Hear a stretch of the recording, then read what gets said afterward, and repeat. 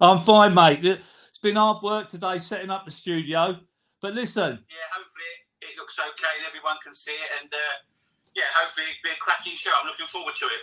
well, listen, I'm going to hand you over now. Can you introduce these Lonely Hearts group, please? No problem, mate. No worries. Yeah. Right. Tonight's show we've got 4 managers who at the moment.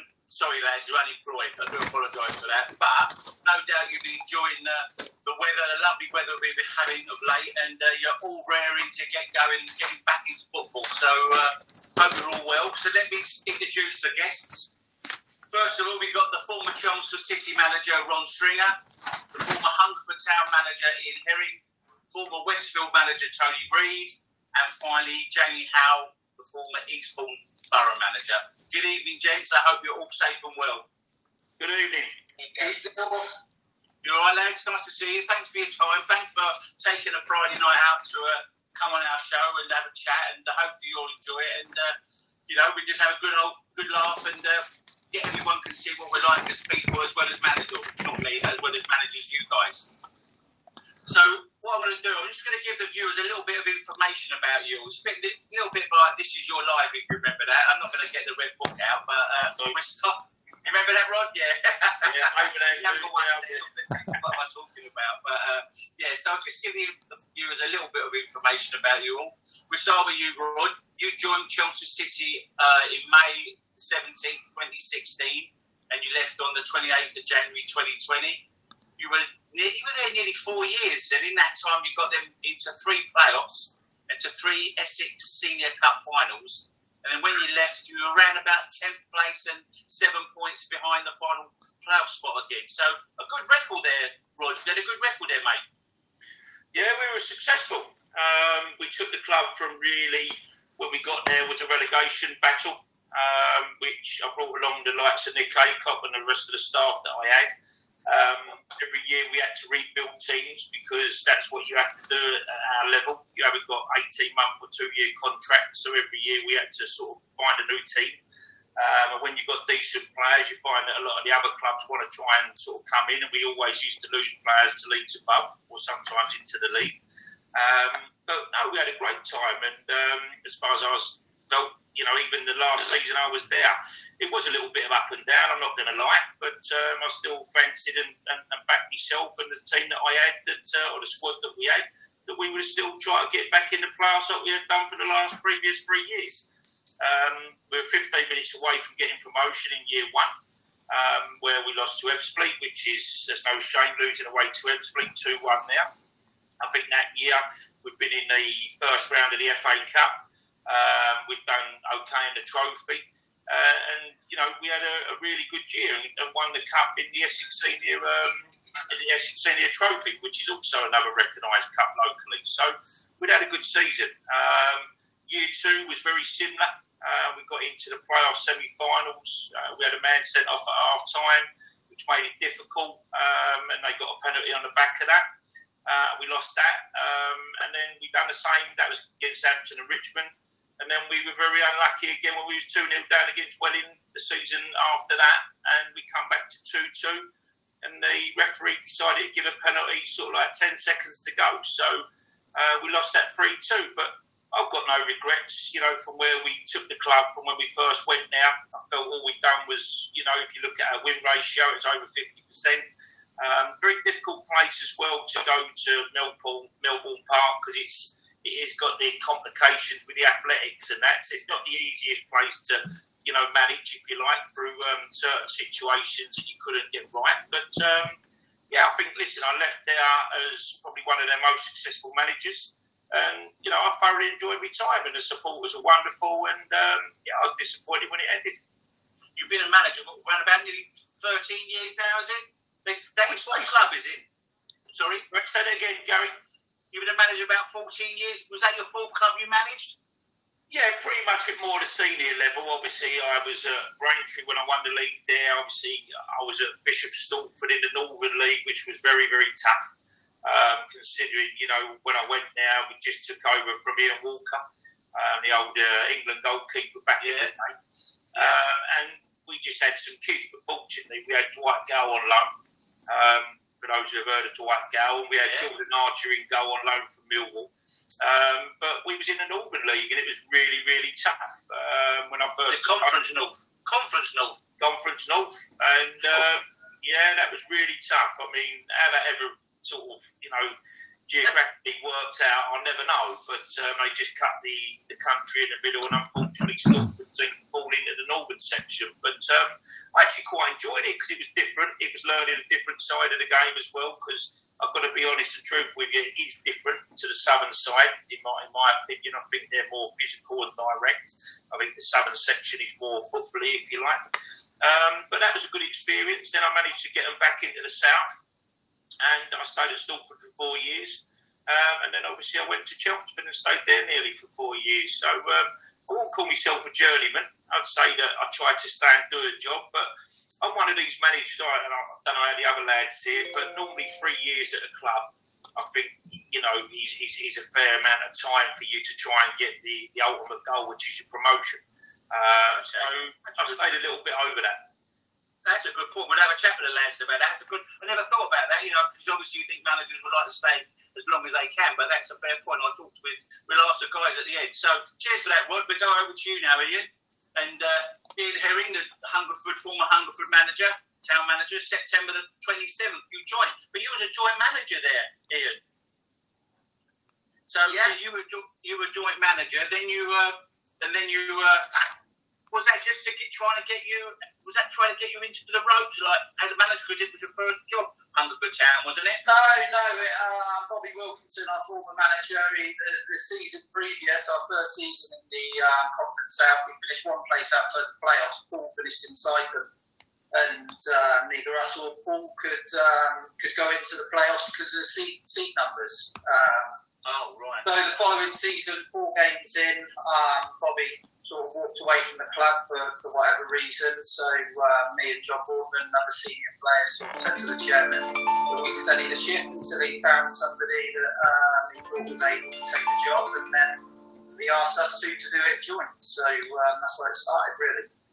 In the first season, you done well. You kept them out of relegation. You kept them safe, and then obviously, and also you played for Hungerford Town for 8 years, so you've got a real good tie with the club, haven't you?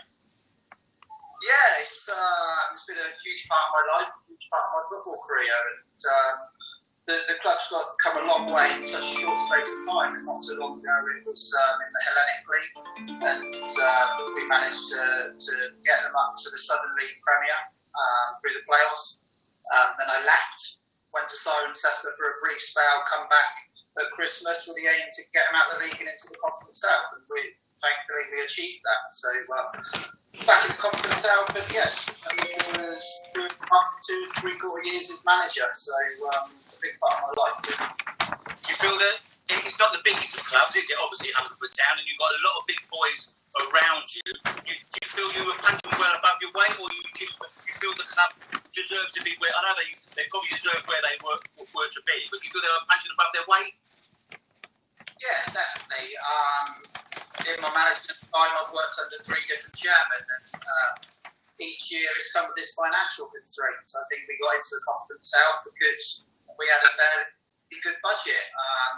But unfortunately for Hungerford, the revenue that always has been generated has gone into the playing side. And that's still the case now. So the sort of the ground, the pitch, the facilities in that sense they're not great. I know a lot of opposition don't like coming there. You try and use that to your advantage if you like. So they are Hungerford are punching well above their weight, and especially with the financial constraints of 3 years on the trot, having to cut wages and contracts not being honoured and things like that. It's to sort of keep them in the league that long. I think I'm quite proud of that actually. Yeah, I think you should be as well, mate. Definitely 100%. Was that true? Listen, I don't expect you to go too much into a Hungerford Town situation, but did they have a budget this year or next season? Have they got a budget? Is that one of the reasons you left, or will it just come to the end of the line with them? No, it's. I think people underestimate how much we guys as managers put into the job role. That's not just time. I think it's the emotional investment that we put into it, and as well. Rod touched on rebuilding teams every year, and that's what I had to do. The first year I only had 2 stay and then 7 stay. And like I said, I've worked under 3 different chairmen, and the new chairman come in when the club were going to take voluntary relegation. Luckily, I managed to talk the club out of that around this sort of time last season, and the new chairman made me some promises. And unfortunately, those promises weren't fulfilled. Before the coronavirus outbreak, the budget was mentioned. My contract was due to run out. The season got announced that it was ended. And then there was short discussions, really. And I think it was best for both parties, really, that I sort of stepped away. Okay, well, thanks very much for that. Over to you, Mick. Thank you, Gary. Right, on to you, Mr. Reid. Mr. Reid, here we go. Tony, you were at Westfield Football Club for 5 years. You joined in 2015, where you were in the Combined Counties Premier Division. The first year you steered them clear from relegation. Within your 5 years, you got them to second place when only one team went up in the league. Also a League Cup success. And then in 2017-18, you got them promoted to Step 4 for the first time in the club's 75-year history as runaway champions. And then in Step 4, you lost the playoffs in the first season. And this season, you were in the playoff spot again. So, wow, mate, you know, you've come from nowhere in some respects, Tony. You were a decent player from my memory. I think you played under me, or did you not? I'm not sure whether you ended up playing under me. Oh, yes, you did. Range Park Vale, of course you did, mate. But, you know, you've had an illustrious playing career. What's the sort of difference in sort of changing over from the player into the management role? Wow. You need those stats better than me, mate. Well, I've got a good script man in Gary Pascoe. The crossover was a very hard transition. Obviously, if you knew me as a player, I was always probably one of the comedians, one of the vocal figures in my changing rooms. Always very, very vocal. I was a leader in my own rights, without a doubt. And I think when you're playing with your fellow peers and players, you know, and then transferring over into a hot seat, you know, it's the difficult task is distance yourself from players and becoming a bit more serious. And I think my first I did that, it was very, very, because I always had a banner, I was like joking, my teammates, you know, as a manager, they still see you as that kind of joker, you know, to a certain extent. But I think I spoke to you when I think you asked me why to go into management, and I think it just happened for me. You know, it fell into my lap. And going to a manager was a total different scale because, like all the other managers, there's another fine for someone with their phone on. Right, just that's a good chance for me to actually. You've left Westfield. I don't know whether under a cloud or whether they waved you goodbye and said, thanks ever so much, Tony Reid, for what you've done for us in the last couple of years, promotion and almost getting them to Step 3, which would have been unbelievable for a club of that size. What was your reason for resigning? Quite unbelievable to see that, but is it just because you had ambition, or was it more something a little bit more serious behind in the background? A bit of both. One is my ambition as well. I think, as you rightly said, you know, the club has come from nowhere. You know, the club is now firmly on the map, you know, at a Southern Central South, you know, Ryman status, you know, which is, you know, known now to I think we just had a conversation, an honest conversation, you know, about where the club wants to go. I'm always chasing promotion, whether it's Combined Counties, Step 4, Step 3, Step 2, or whatever it is. I'm always going to want to win the league or challenge, you know, and I think that's the reason why we're all in this game, you know, because we want to better ourselves each year. And I think with the chairman itself, we sat down, you know, discussed the way forward, and I think he wanted to take time out with himself. You know, he was chasing me all the time, trying to keep up with my kind of demands. You know, we came from the first season voted. You know, we had probably one of the lowest budgets.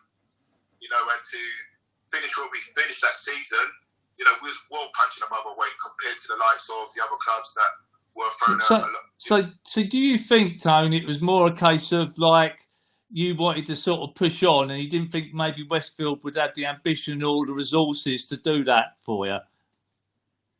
Yeah, it was a bit of that as well, you know, and I think with this pandemic happening as well, you know, where Westfield is situated, we don't get a lot of financial resources itself. It's such a difficult task trying to get sponsors in, you know, trying to get people through the gates. As you know, our main competition is Woking, which was literally a stone throw away from us. So when you're looking at the likes of that and trying to get people to come in and, you know, help a club out was going to be a task. And I think, you know, from going from what I had this season to what was going to be presented to me, it wasn't going to work. You know, I would have lost 80% of my players straight away. You know, right. Well, we will touch on that a little bit more during the show, Tony. I want to move on to, some might say, the forgotten man of non-league football. This guy is like been the top man at Bognor Regis Football Club, apart from Jack Pearce, who's legendary down there. But Jamie, what you've done in your past with Bognor Regis Football Club, and I'm sure there's a lot of fans on here listening to you tonight. Do you think? Let's give a little bit of your. I've given everyone else the preview. Let's give you. Look, you're 43 years of age, Jamie. 43. That's young, isn't it? And you had 13 years in management already. Your last club was Eastbourne Borough, where you were appointed on the 3rd of May 2017, but you left on the 16th of February 2019. You've been out of the game now for 16 months. I'm not so sure whether you had any involvement with any other clubs during that time. But on hindsight, do you think it was the best decision to, when you got Bognor promoted in the playoffs that season? Me and Gary were there, and then abruptly left to go to Eastbourne Borough. You know, in hindsight, good decision, bad? I think, yeah, it probably was. And the reason was, I think Ian touched on it earlier, was that the previous year we had that FA Trophy run. We were very fortunate, and we had a really good season. And like I say, a lot of your players had left, and we lost. We have Jason Pryor, a lot of good players that left us. And I remember thinking, it's going to be another season of trying to rebuild the team. And I've been at Bognor for pretty much 25 years as a player and a manager. And I'm at that trophy run. We were losing players left, right, and centre.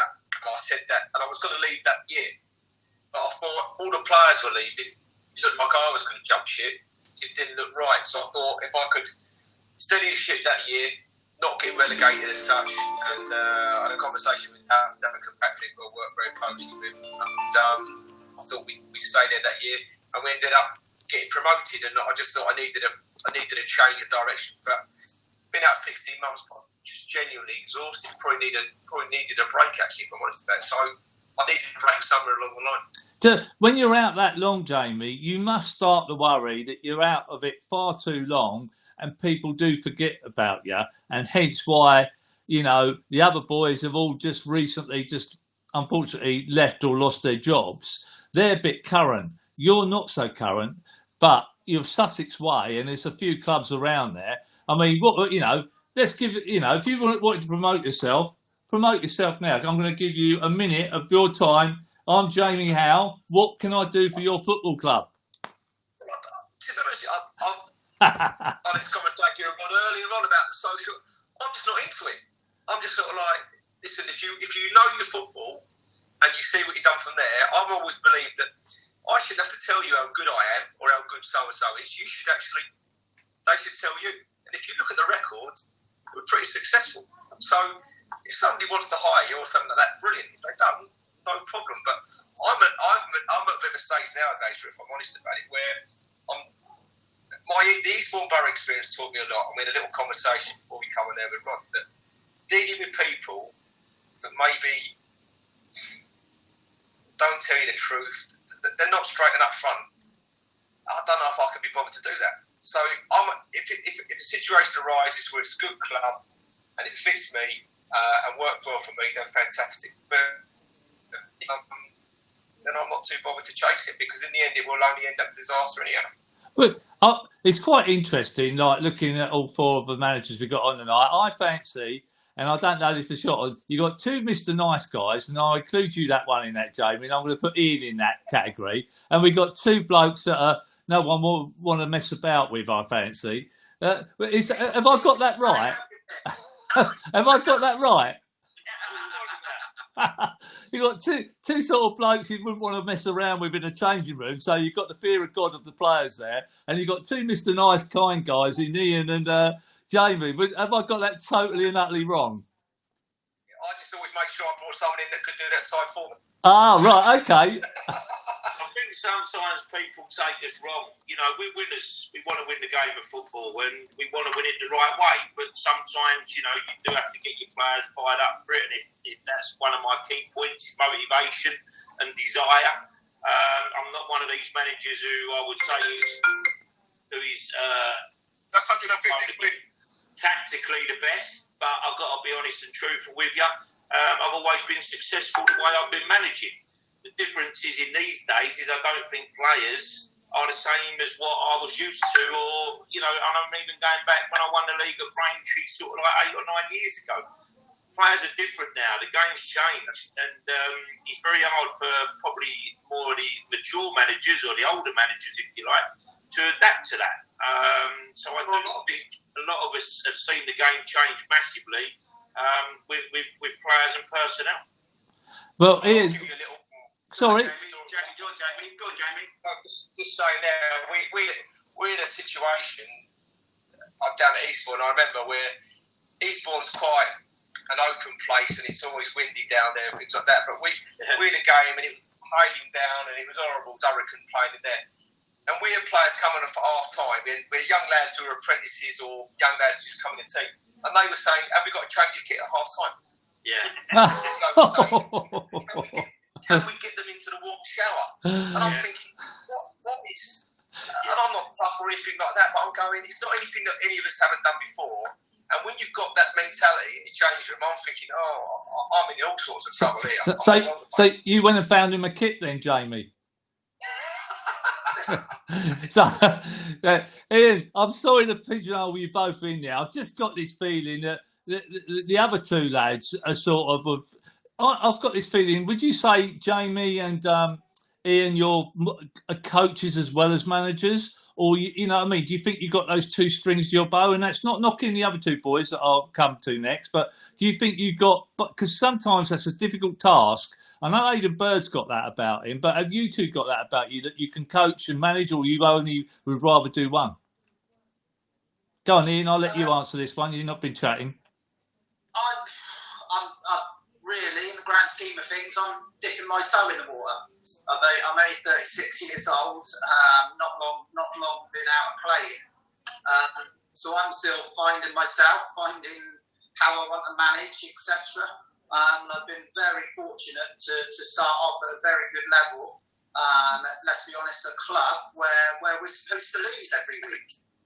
So I've been able to sort of do a bit of trial and error, if you like, without the added pressure of having to win every week, even though, like the other guys, I'm a sort of born winner and want to win.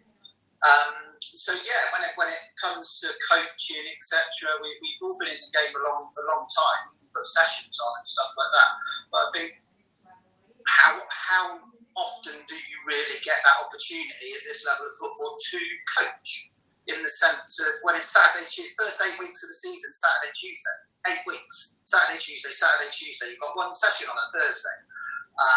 Over Christmas, we had no training pitch. 7 weeks, we didn't have a session. They're cycling every week. What opportunity do you get to coach? So part of it's about, in my opinion, is in management, not just in football, in all walks of life. It's getting a good team, getting good people in the right places. I was fortunate enough to bring Jeremy Newton, who's a pro licensed coaching with me, first of all, and then Kev Watson, who's done unbelievably well at Ebbsfleet. So I tried to get a good person with me to try and still play. That being said, I think me being so young, you kind of, each year for the group, because you're rebuilding, you have to find a way for that group rather than knowing your way and finding players for that way, if that makes sense. So I've learned a lot. I do a lot on the psychological aspect of the game, and I think that is making people feel good to get the best out of them. That's one of my strengths. But regards coaching, I'm always looking to improve. Unfortunately, I got rejected for my B licence. So there's always barriers in the way. But coaching, it's a hard one because you don't get the time to do it as such. Why did you get rejected, mate? You tell me. Apparently, I went down the English route. Obviously, you can go to the Welsh FA and stuff like that. I thought, no, I'll go through the Barts and Bucks FA. I done my level 2 when I was in the youth team at Swindon, going back 15 years ago. Apparently, a glitch in the system, 2 different addresses, and I was rejected for that. Wow. Gary, come on. I'm stealing the show here. Up to you, mate. Come on, give them some difficult questions. We've got one of the questions tonight. I don't know if you've heard or saw Harry Redknapp's comment he made the other day when he said, this is mainly talking about the Premier League, how lonely it can be being a manager. It's like, as you guys have said already, it's 24 hours, 7 days a week. You haven't many friends. You've got to keep a distance from the players. You can't be one of the lads. And when it starts going wrong, you're the first one to get it in the neck. Do you think that's exactly the same in non-league football? Anyone can answer that. Yeah, definitely. Yeah, I can see that. I can understand that.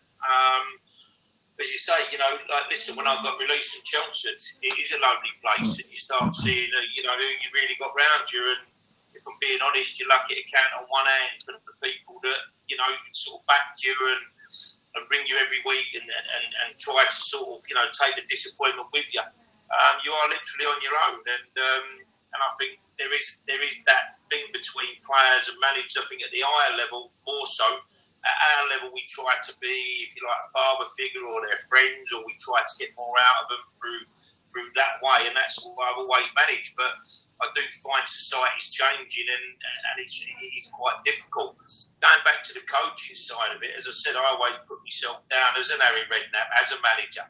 But within that, I've always had a very, very good coach that, has been alongside me, which will do all the drills and all the bits and pieces, the pattern and the shape that we will do on the Saturday. So I do think you have a hand in glove, but I do think at the end of the day, the manager side of it falls on your head at the end of the day. So, when it does fall on your head, it's not a nice place. And I've only experienced, I've never ever been released from a club. Chelmsford is the only place it's ever happened. And I still don't put that down to football related. I put it down to more as a personal situation with some people that have come into the club over the last few years. So, Rod, can I butt in? Does that really dig and hurt at you, the way that you... Because to be fair, before you actually... I don't know if you actually physically sacked verbally or where, but I sort of was hearing rumours way before that date happened, before you left, that you were on your way. It just shows you how the football grapevine works, and inevitably you did end up. I don't know who the last manager was that finally put the nail in the coffin for you. I'm not so sure if he's around at the minute, but basically, does that really dig and hurt at you? The fact that your good reputation is still a good reputation, don't get me wrong, but to leave in 10th in the league, that's a toughie. Well, listen, it wasn't even so much that. We was in the last 16 in the FA Trophy. We had Aveley to play, so you're down to the last 8. I mean, they got beat by Aveley, but let's be honest, Aveley's one of my old clubs. I'd have fancied my chances for sure. They're a rival North team, doing okay. They're having a good season, but we should go there and win that game. We was in the quarterfinal to the Essex Senior Cup. I think, not sure, you said 7 points. I thought it was 5 points outside the playoffs. We'd lost 1 in 12.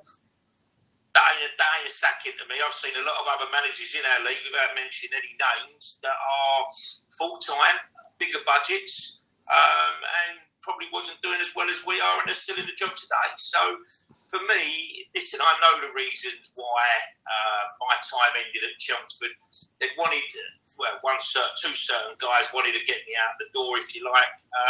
And from what I was told, that happened from when we lost to Crimson Casuals in the FA Cup. Well, I'm sure you guys have all been at Crimson Casuals. It's a very tough place to go. Red hot day, and fair play to them. They beat us on the day. Now, for me, if that was the case, they should have done with it when we got knocked out of the FA Cup, if that was really how they felt. But they let it go. And unfortunately, and Ian will tell you, we lost to Ian's team over away to Hungerford. And let me tell you, out of all the fixtures that come in at the start of the season, that's one that I look at. because it's a very tough place to go, and he's done an amazing job there as well. But it's a very tough place to go with the facilities, just coming out of the changing room. I mean, it's a very tiny little changing room. It's a tough place to try and get a result from.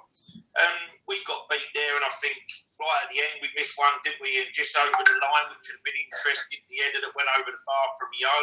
And then right at the start of the game, we had one that bounced off the post from Sam Higgins, and that could have put us 1-0 up. It could have been a different day.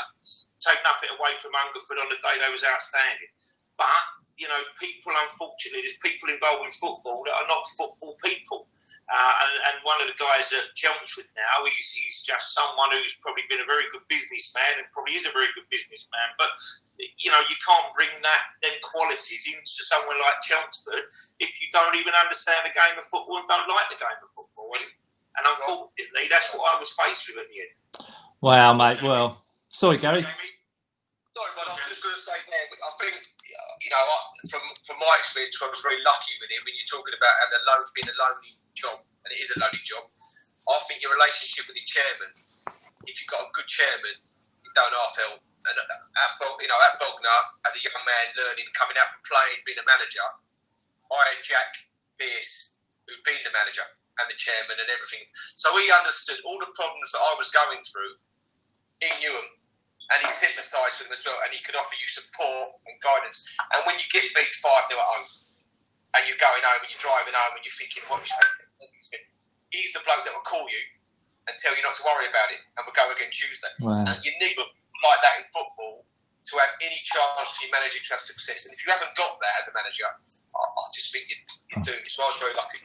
Well, let me just say on there, and this goes back to having people to know what they're doing. And I haven't got a bad word to say about the chairman at Chelsea. He's been upfront and honest, and he's been open to the whole club and admitted that he don't know nothing about football and he's never been around football, which is fine. He's there as a financial guy more than anything else, but he's got the title of a chairman. Now, we lost to Hungerford 1-0 away.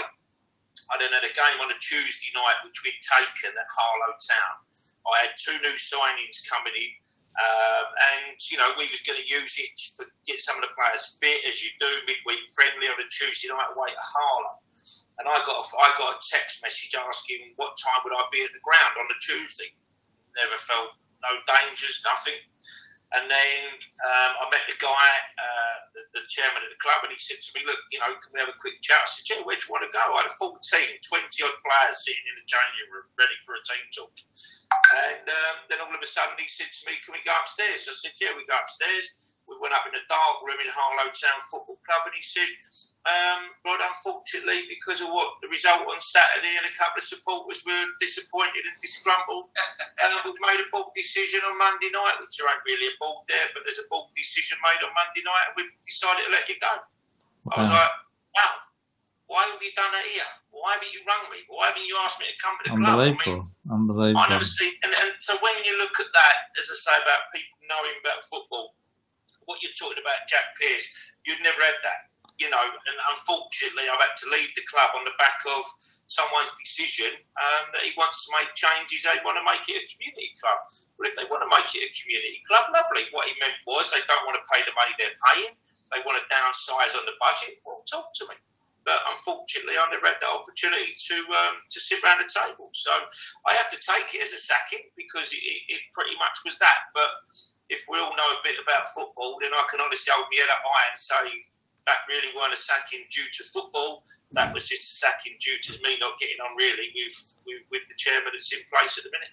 Well, Tony, sorry, Gary, do you want to... So, because obviously you've lost your assistant manager. He's gone off the Grimsby Candles, hasn't he?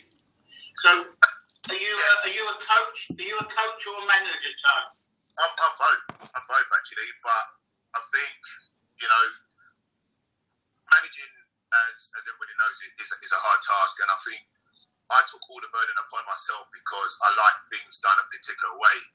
So it was good to expand my coaching team and bring in the likes of Martin Lee, who's been absolutely terrific with myself. And have I lost Martin Lee? No, I haven't lost Martin Lee.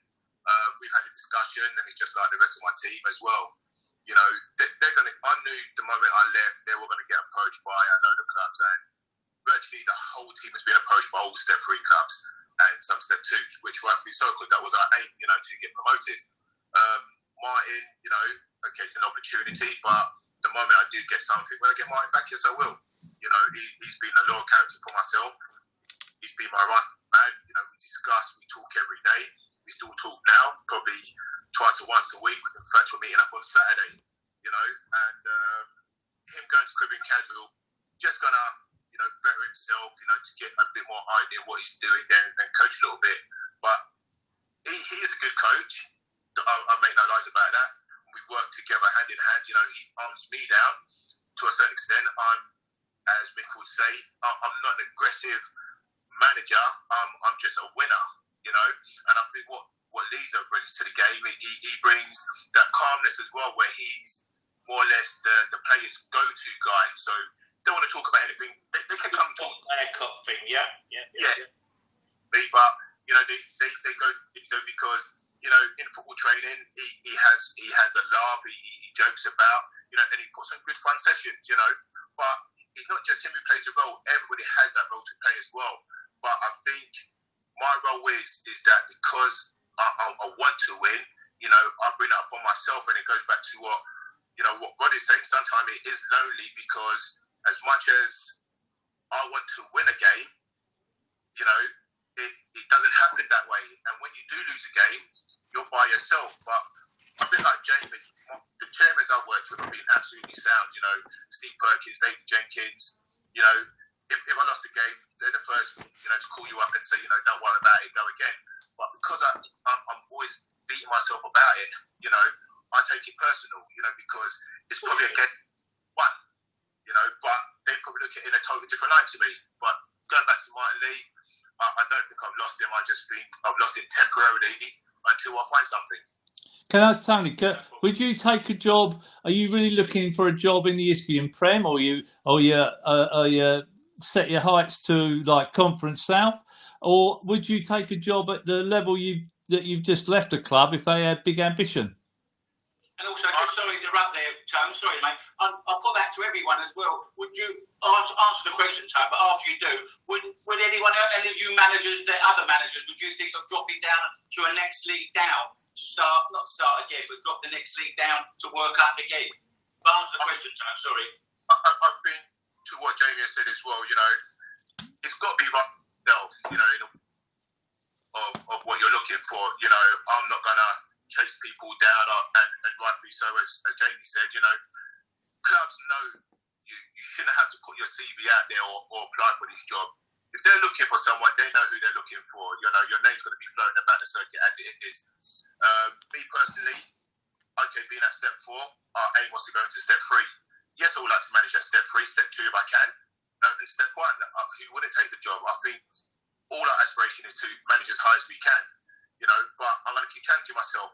But going back to what you said, mate, if a step 4 club came in for me with high aspirations, I would think about it, but it's got to be right for me as well. And it wouldn't necessarily be based all about budgets. If you felt the club had the ambition behind itself to do what you want, it wouldn't always maybe be about the budget. Right, I'm going to be a bit controversial here. Go on. It's not about the budget. Not about the budget with me. I can work to next to nothing. I can assemble a team together and I'll run riot. That's my confidence though. So I'll be brazen about that. I've got a core of players, a good selection of boys that will play for me, and I know that as much as we probably go for name players who are looking for the money, I'm different on a different opinion about that, because if I'm going for a name player, he's just looking to pick up his wages, push by his time, he's probably coming to the end of his career, and I totally get that. But with these youngsters that are available nowadays, they want to make their name for themselves. They're going to be the ones who's going to run through brick walls for you. So budget doesn't mean a thing. It helps, don't get me wrong. But in this pandemic now, no one's going to know what the changes are going to be like. Everybody's going to be at a financial loss. Some people will be at a financial gain. Those are the ones that will benefit from it. Well said, Tony. Let's Ian, what's your view?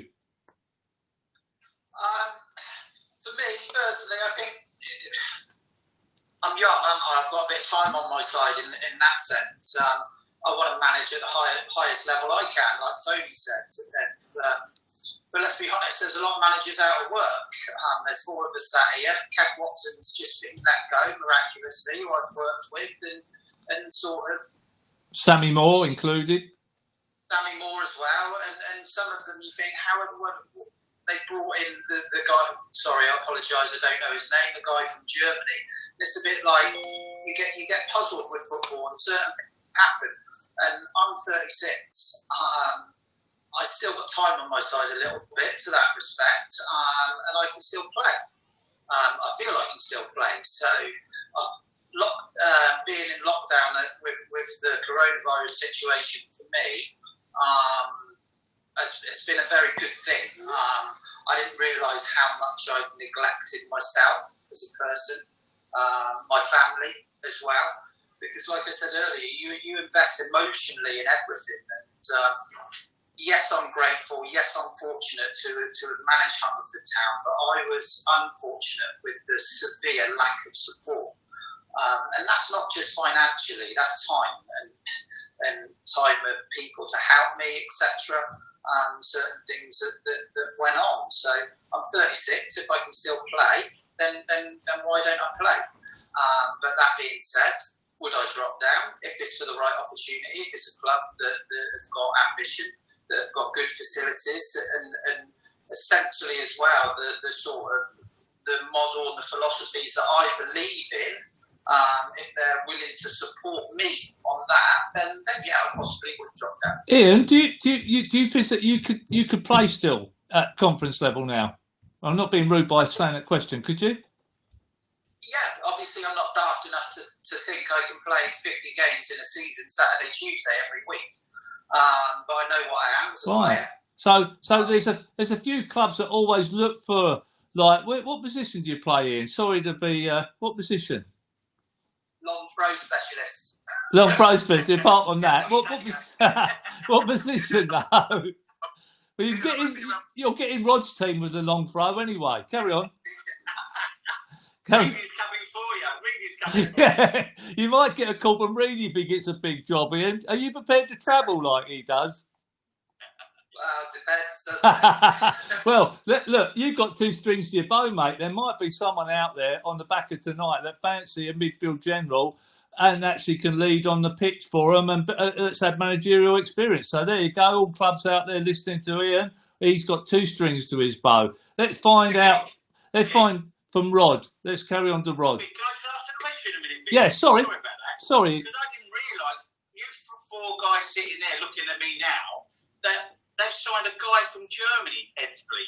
He's 40 years of age. He's meant to be one of the highly rated young coaches, and he's coming from Germany to do non-league football in England.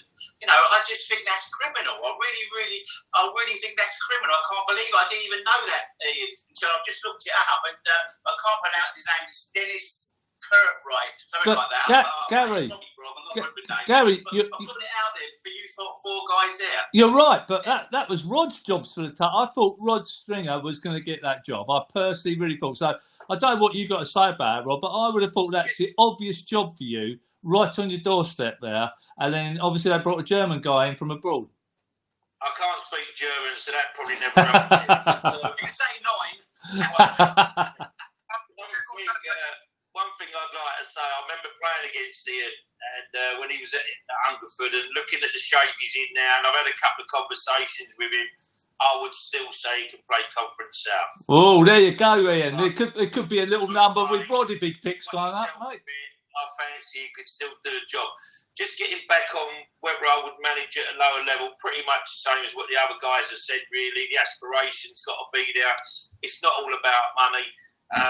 Fortunately, I probably have had the biggest budget out of these guys that are on tonight. However, getting back to what Tony was saying about getting the youngsters in and all that type of thing, I think it just goes with the levels and where the club wants to be. I needed to try and get into the Conference South playoff every year. if not win it. So I think you have to have a little bit of a blend of them experienced players. I mean, I have people like Chris Weld now, and I'd sign him anywhere I go because he is a proper ex-pro and he still keeps himself razor sharp. And who wouldn't want people like Chris Weld now in their teams? However, I do get what you're saying, Tone, that there is a lot of sort of ex-pros that are coming down just to pick up a little bit of money, and unfortunately I have tripped over quite a few of them as well, so I do totally agree with what you're saying. But as far as what I manage, the Ebbsfleet thing, I live in Essex, I'm in Brentwood as we speak. I've got to be honest and truth with you, somewhere like Ebbsfleet for me is pretty local, just over the bridge and I'm there. But unfortunately, as you just said there, Gary put the nail on the head was when he said, well, he's amazed that, a non-league club, when you got even the likes of Jamie not far down the road, would go for somebody German. But unfortunately, that club's been a bit strange for quite a few years, and all it's ever been able to survive with is having a bigger budget than most other people in the league. But I wouldn't think that's a good appointment. I don't know the guy. But unless he's got someone who's very good at doing his recruitment, what you're going to fly people in from, Germany or Munich or whatever to come and play on a Saturday afternoon. It don't make no sense to me. But Gary said it's criminal, and I think all four of us are going to find it frustrating. And as you just said, Rod, there's four of us now sitting on the fence, waiting to be picked up, and they do that. And we've got the opportunities, we've got the experience, we've got the know-how. We're heavy. It's criminal. Well, I personally think there'd be. Sorry, go on, Jamie. Go for it. I'm just saying, I thought, going back to William's point, which I thought was interesting about the budget, because when I went to Eastbourne Borough, probably very similar to yourself, Ian, a little bit with Hungerford, with all due respect, when you talk about your budgets. You go into a meeting in the summer, and your chairman and the board say, this is what we've got to spend. And you know, roughly, where that is in line with the league. So what I'm saying is, your budget, if you've got a top 6 budget, a middle third, or a bottom 3 budget. And I remember going to Eastbourne, and they gave the budget, and they said what it was, and I said, well, that's fine. That's what you've got, no problem. What do you expect from that? correct. And their answer was, don't get relegated, bring a few players through, and as long as we don't go down, that's good enough for us. I went, yeah, no problem. I could deal with that budget from there. The trouble is then supporters start hearing things and they're saying, we had it down at Eastbourne, I'll be very honest about it. It was sort of like, oh, get Kingy in. Kingy lived in Eastbourne, great manager, great record, he used to have the job. They didn't have the money to fix them. They couldn't have the money to get the players that they needed to get with the budget. And as a manager, it's very hard to say, how can you say to the papers and the public, oh yeah, the budget we've got, lads, is bottom 6 budget. Because if you do that, it looks like you're digging out your directors and your chairman. So you've just got to go with what you've got. But they should let the supporters know exactly where you are within that budget, for sure. Yeah, I agree. So if you come 15th in the league, some of the supporters are going to go, that's a rubbish job. And you're thinking, well, actually, I've probably come 5 or 6 places than I should have. So I went to, sorry to interrupt, I went to Braintree from Aveley. Aveley was in the Ryman North, and I took, we was in the Ryman Prem. We won the league in the Ryman North. Don't know if anybody remembers the game when we had to play, I played East Thurrock, and we had to win at East Thurrock. They needed a draw, last game of the season. They was on 94 points, we was on 93. If we'd have drawn, they would have still won it on goal difference. Last game of the season, mental. They get a penalty, last kick of the game. So they score that, they win the league. Yeah, I'd already used all my subs.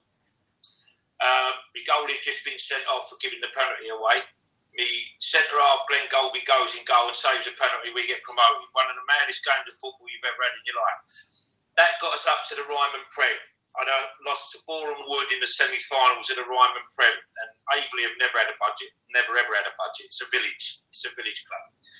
I then went to Braintree and won the league on probably the lowest budget in that league that year. And the only reason why I took it was a big jump for me being at Aveley to take Braintree after the likes of Lee Patterson, who had a very good budget at Braintree at the time. So sometimes you don't always need that budget, as you're saying, Tony, if you can win it with the right changing room. But in normal circumstances, the budget will tell you where you're going to finish. Is it a bottom six? Is it a top six? Is it a middle finish? And that normally does where the budget works out.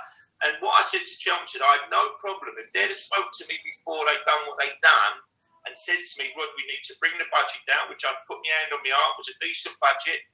I said to them, all you needed to do is let the supporters know what you're looking to do, and I'll deal with it. I'm not about money. I've never been in the game about money. But, as Jamie's saying now, when the supporters then think you got more money, and the names like Steve King's being bandied about, and then all of a sudden you're working on a very, very average budget for that level, which, listen, we've all got to agree, it's a tough level. You know, games in that division. It's an hard league. It's an hard league. It's a tough league.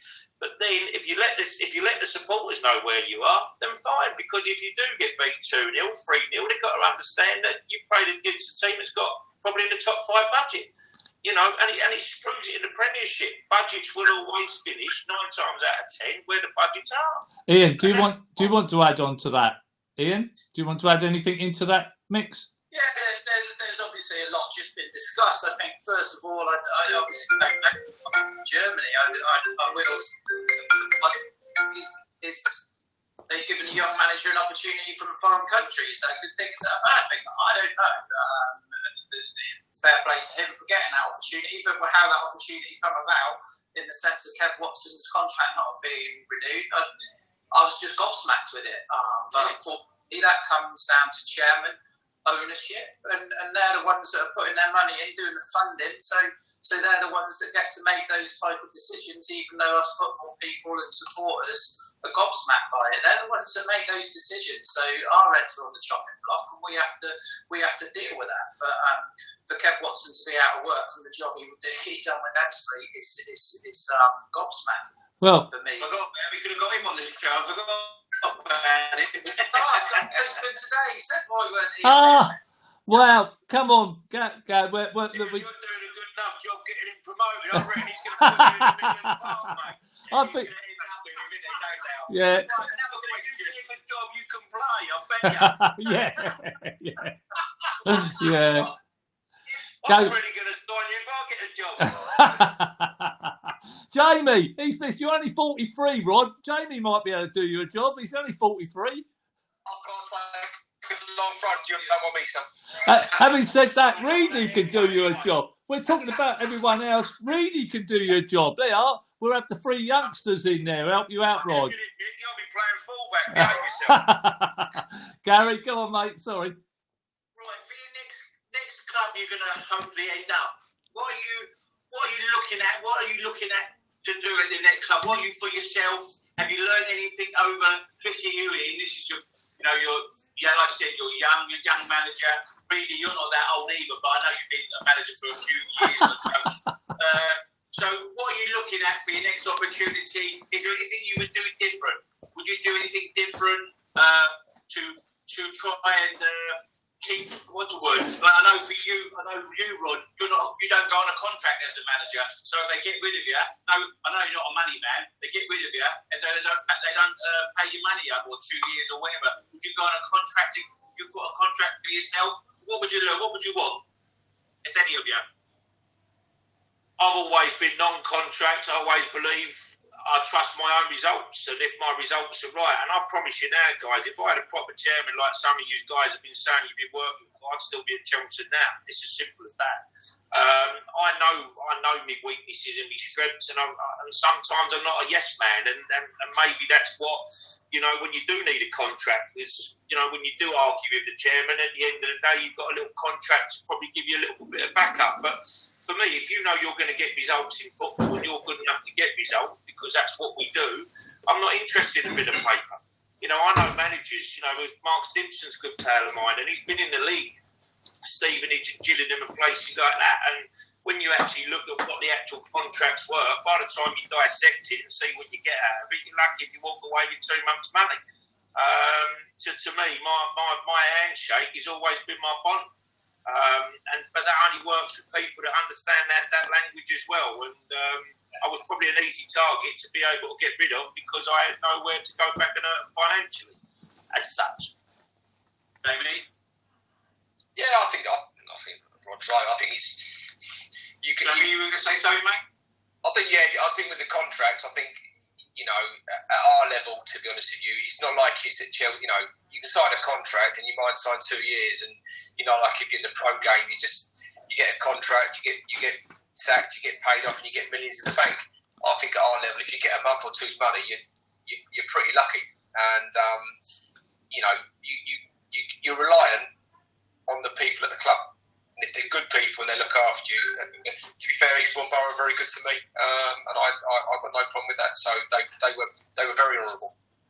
Yeah, well, which is great, But you're going back to talking about you've had chairmen and people like that that have been good people. I think it's very difficult when it's like women being involved with football, and I don't want to be sort of prejudiced against women in football, but I've got to be honest. It's if it ain't going to work and you're not with the right people that understand the game, what chance have you got? And but my chairman, I've got to be honest, he'd be the first to put his hands up. So my argument is, well, why have you got that ammunition to be able to fire me? Well, at the end of the day, you're putting your hand on your heart and you're telling me that you're not here because of football. You're just in the job because someone's put you in the job to run that ship. Well, that's not. If I want to be sacked, I want to be sacked by someone I respect. Yeah, and I respect them because I know they're doing it for the right reasons of the club, not because of their ego, because they've got to say, well, I'm bigger than Rod Stringer. Well, it ain't about being bigger than Rod Stringer. At the end of the day, when I left, my supporters and everybody was devastated. Not being funny. Okay, we don't know what's going to happen because of coronavirus, but Concord is still in the last 4, is it, of the trophy? That could have been Aveley.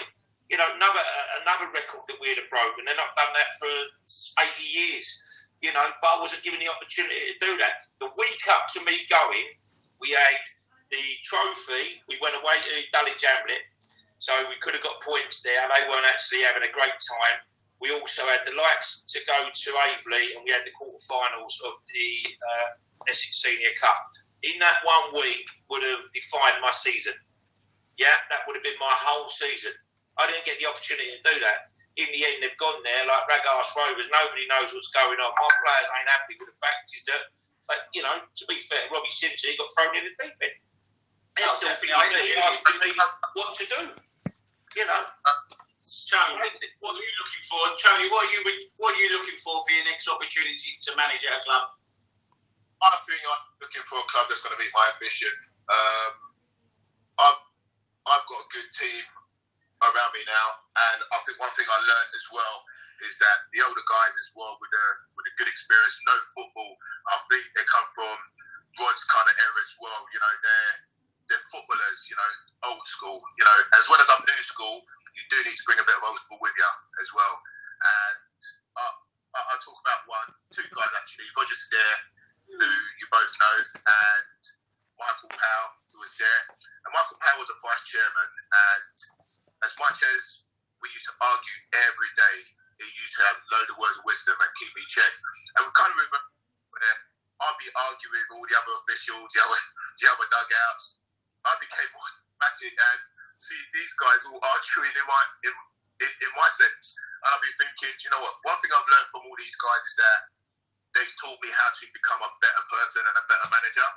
And if I go to a club, don't get me wrong, the team I have now assembled around me are really nice gentlemen that keeps me grounded, but as well are keeping me driving as well to my aspiration.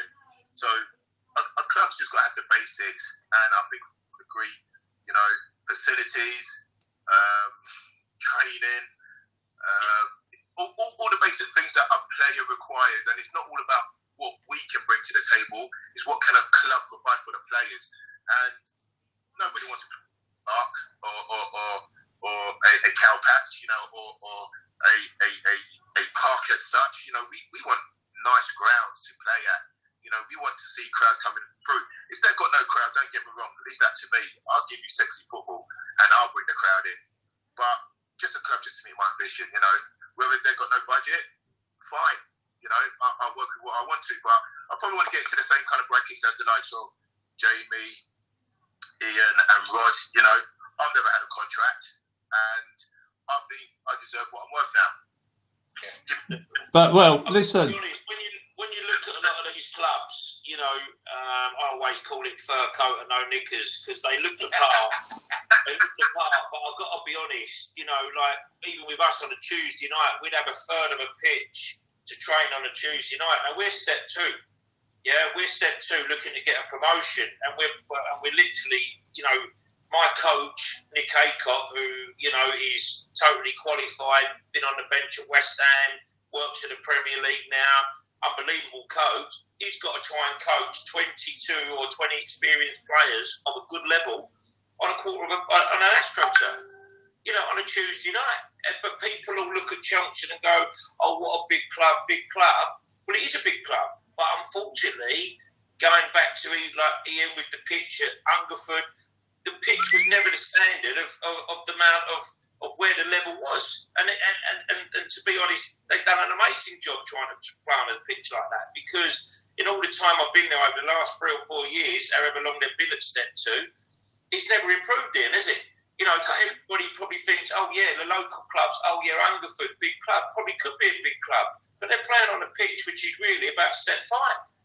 You know, so I think the whole thing, when you look at non-league, sometimes it looks a better picture than what it actually is. We've all got the problems off the pitch to try and make us as best we can to compete at the level. Well, it ain't easy to do that. Sorry, Rod, to cut in there. I just want to move us on a little bit because time's running on. I want to talk about, listen, we've just found out, which is the big news, which I'm sure you all know. The facts are the playoffs are going to be going ahead for the Conference and the Conference South and the North, and behind closed doors, and they're looking about playing them at the end of July.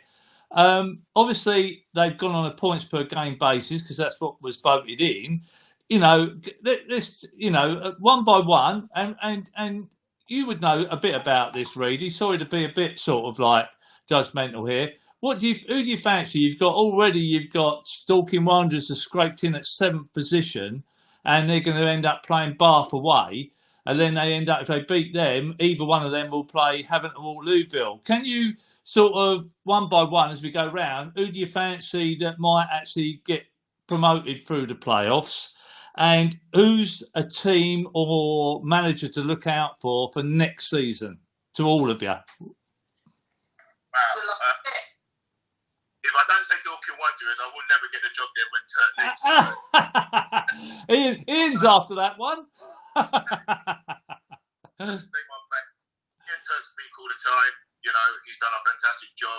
I remember he tried to sign me as a player as well back in the day. So, and don't get me wrong, he's gone up through the ranks very quickly and very swiftly.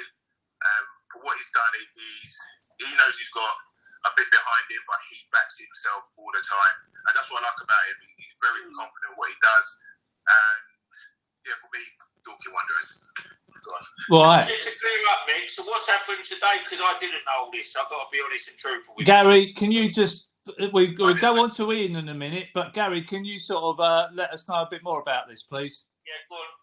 Yeah, first source of mine, a couple of people that I've spoken to, is that they're definitely going to have the playoffs done. They're going to do the playoffs, and it's going to be sometime in July, and it's going to be 2 weeks before. So the 4 teams, or the teams that are in it, will have 2 weeks training. They might throw a couple, if they can, the clubs might get a couple of friendlies in those 2 weeks. Wilkestone have won it, yeah? Well, that's what we're doing. So that's how I believe it's been suggested that the playoffs are going ahead. Then I believe that Wilson have been told that they were. Well, I'm not saying they've been told, but that's. We lost you there, Gary. Can you hear me? We lost you there. They must be champions. Well, okay. Well, Dean Brennan, who'll probably be listening, hopefully he can text me and let me know whether that's the case or not, whether Wilson are going to go up on a points per game basis. But just generally, who do you fancy one by one? Obviously, Reedy's gone for Dorking, which is probably a good bet and all. You know, 7th, got nothing really to lose. First season in the Conference South. You know, that's a tall order when you've got having a Waterlooville with, you know, the decent side. Let's Ian, who do you fancy? Lucky dip, isn't it? How have the lads been staying fit? before we're down to that. 2 weeks of training. What's that? 4 sessions, 5 sessions. If the lads are working, they're part-time players. Do you know what I mean? So it's a bit of a lucky dip.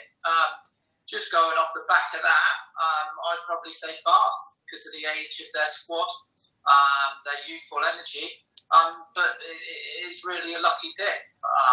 Going on to Gary's question, I think for next season, if Dorking don't do it this year, next year, I think that they'll be the ones to catch or beat. Really, we played them twice this year, got beat 1-0 both times, and obviously it was an unknown entity to us, Dorking, but what they've done over the years, and now they play good football as well for that AstroTurf football pitch. So they try what is the right way. I suppose winning is the right way, but they play a good brand of football. And you see Alfie Rutherford sign there this week. So I think next season they'll be the ones to catch. But this year, playoffs, who knows? Jamie. Yeah, I've just got this. I've just got it up. Ollie Byles, he's a sort of guy on Twitter that normally gets all the information. The National League is working with the FA and EFL to plan for teams to return training should the playoffs take place. Current plans, playoffs would be taking place behind closed doors. So, that obviously there's a lot of rumours flying around, but that's what I've heard, that they're definitely taking place, 2 weeks training and then behind closed doors. So yeah, well, sorry to interrupt. I hope the clubs get a bit of funding as well from the FA or whoever that may be. These players are putting their bodies on the line when no doubt their contracts are going to run out a week later. The National League, National League South clubs and North have got advance payments of £13,000 from next year's money. I mean, why should the National League clubs be thankful for that behind closed doors? And those clubs are still going to have to pay those players as well. Well, personally speaking, I think you're asking us who do you think. If Wilston are to go up, and I think they deserve to go up because I think they've had an unbelievable season, and I think it would be a terrible shame if they never went up on the back of any technicalities, if I'm being honest. And I think for me, still haven't. They would, to me, they would have been 2 best teams I played this season. And don't get me wrong, I only played Bath once. We had to still play them, but I beat them at home. I feel like for the likes of Slough, they've had a tremendous season as well. I presume they've made the playoffs at Slough. Yeah. But as you say, behind closed doors on Astro pitches, it can be a leveller. It can be, I think it will be a lottery. But if I was looking at form guide, I think really, if you ask me the 2 best teams, I'd probably say Avon and Wilstone probably deserve to take the promotions. But I really feel for the other teams, and I also feel for the teams that ain't been given the opportunity to enter the playoffs because, look at Braintree the other year. There's always late runners. There's always late runners, and sometimes that is what the playoff is all about. Someone who makes it late and they go through with a bit of momentum. Rod, there you go. Hampton and Richmond with Gary down there, who's done a fantastic job this season. He's gone under the radar, Gary, and they were about 0.5 in missing out on the playoffs. Absolutely 0.5 of a point, whatever it might have been, for missing out taking Dorking's spot at 7th. So that just shows how tight. I'm going to throw a wild card in there, and I might not be liked on the back of it by some managers, but that's always been the case anyway. But what I would turn around and say is I think everything, unless you can play like the Premier League and finish your season, everything's null and void for me.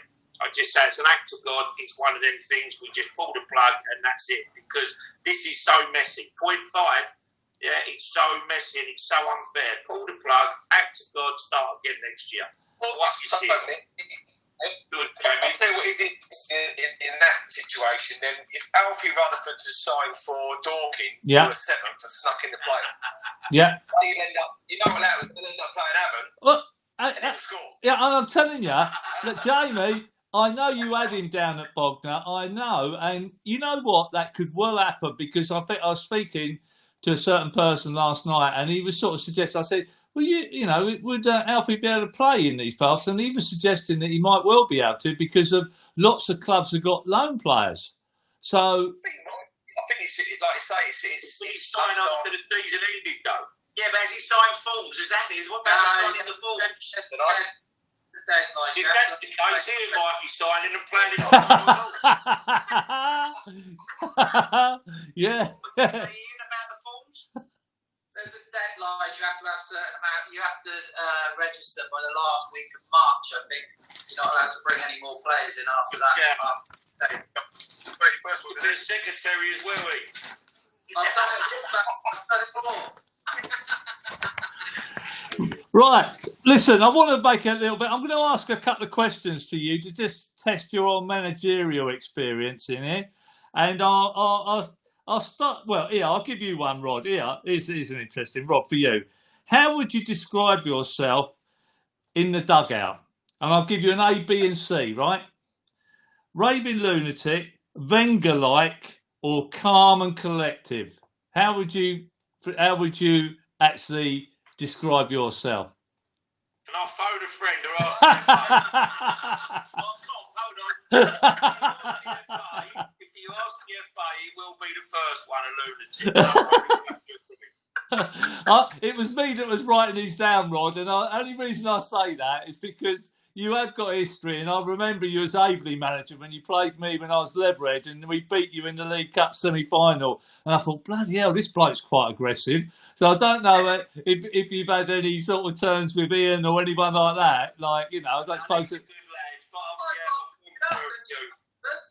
Hey? I got beaten up away at Chelmsford, got pushed over by the kit man. I still ain't paid him for that, you know. It's the accent you got, isn't it? We got a country boy here. Listen, he ain't as white as white, mate. Don't worry about that. He had his chest out and everything, trying to nick a ball out of the bag because we were playing like multi-ball or trying to hold the balls back. He's run to the bag and my kit man has told him to do one, and these two having a little half scuffle. Can I put money? The two dugouts I'd love to see is Glenn Tamplin and Rod Stringer. They'd probably have a love pack that day, or Tony Reid and Rod Stringer. But they've all both become friends now on the back of us. So you know what I mean. I love characters. You're younger than me. I'm 53. You always win in that one. Don't worry about that. Reedy, you get Rod to do a little bit of bouncing for you, mate. My personal minder. Personal minder. Listen, we'll go together on the next job. No one will want to come and play you. Right. Be honest, it used to be like that, but now, like, you can't have a go at these players. They cry. Yeah. That's another. They want to have you up in front of the FA, and you're like, mate, what are you all about? It's another show altogether, that is, Rod. That's a fair point. I'm going to give another little dilemma here, which I'm sure Rod's had something like this before, but I won't give it to Rod because I'm going to give it to someone that had a lot.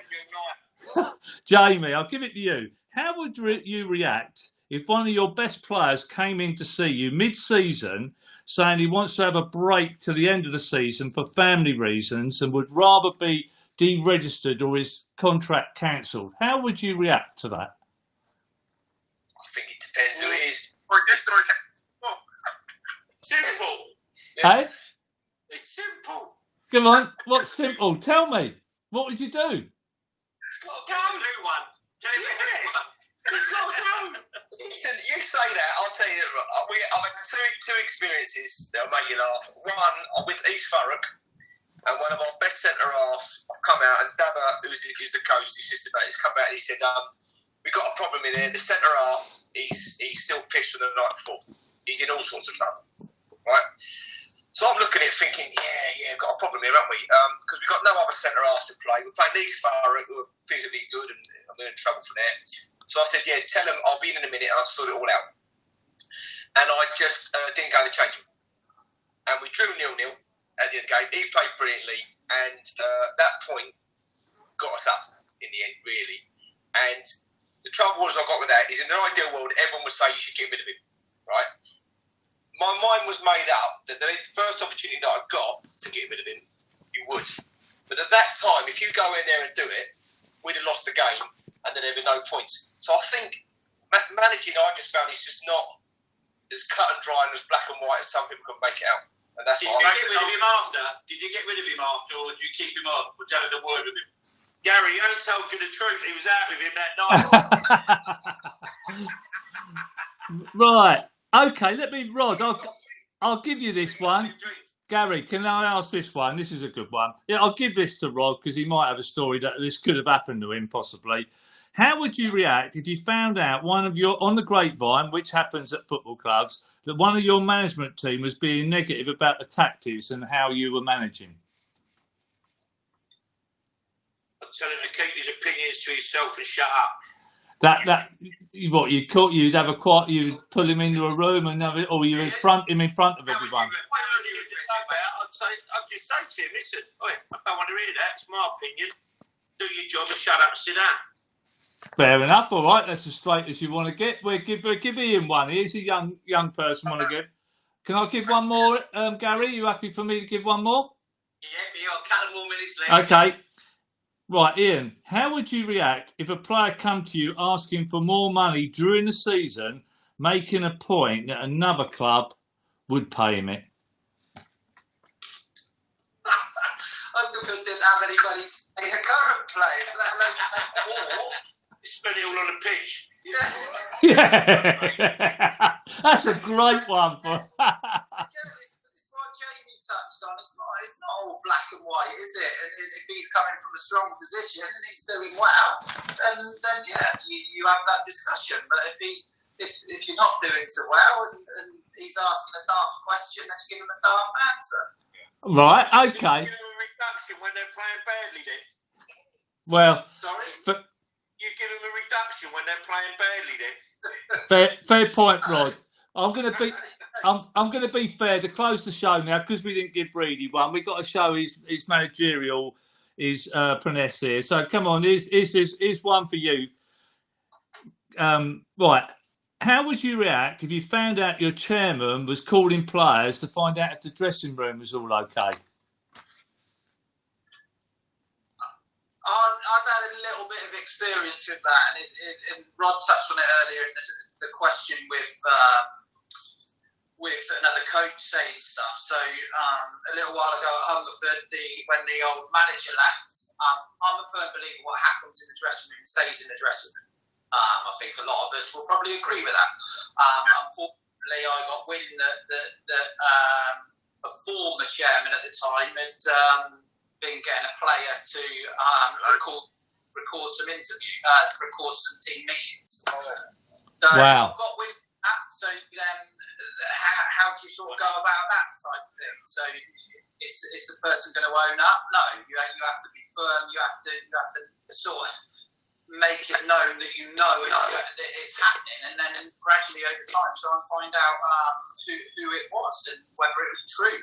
More to the point, but again, people will want their say and stuff like that, and it's up to you. I'm a firm believer what happens in the dressing room stays in that dressing room. Yeah, definitely. Thank you. Right, well, Gary. Oh, sorry, Reedy, do you want to say anything? Sorry, Tom, what did you say, Tom? Sorry, mate. My chairman from the off wouldn't do that to me anyway. Good. That's right, too. If you've got good people, Tom, then you're all right, ain't you? You've got a chance. Yeah.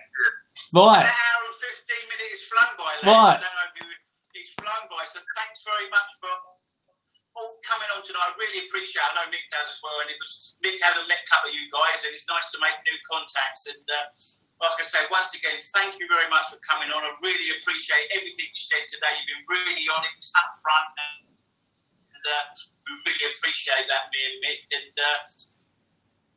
good for the future.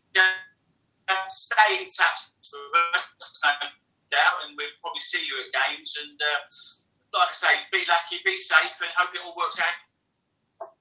Well, I'll just. Thanks. Yeah, thanks. Thanks, lads. Thanks. Cheers, guys. Thank you very much. Thank you.